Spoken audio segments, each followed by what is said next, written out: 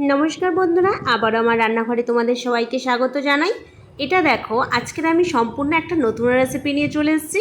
তো দেখো চপের আজকে তরকারি বানাবো। তো চপ কিভাবে বানাই সেটা আমার ভিডিওতেই আছে, তোমরা আমার ইউটিউব চ্যানেলে গিয়ে ভিডিওটা দেখে নিও।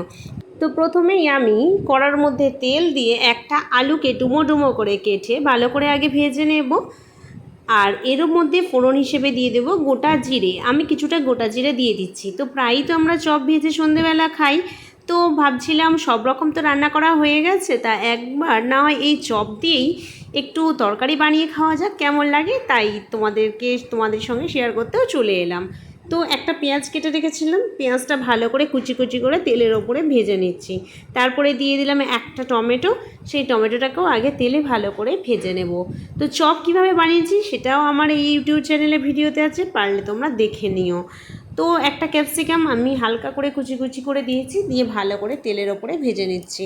এমন কিছুই কঠিন কাজ নয়, জাস্ট একটু টেস্টটা চেঞ্জ করা। তো সব কিছু ভালো করে ভাজার জন্য আমি যাতে নুন ঢোকে সেজন্য পরিমাণ মতো লবণ দিয়ে দিলাম।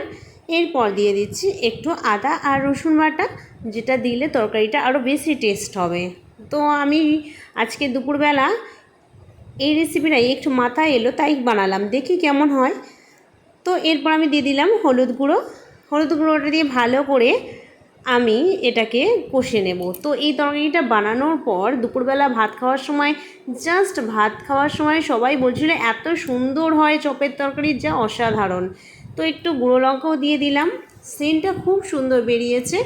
এরপর যখন চপটা ফুটিয়ে নামিয়েছিলাম এত সুন্দর টেস্ট হয়েছিল তরকারিটা, তোমাদের আর কি বলবো।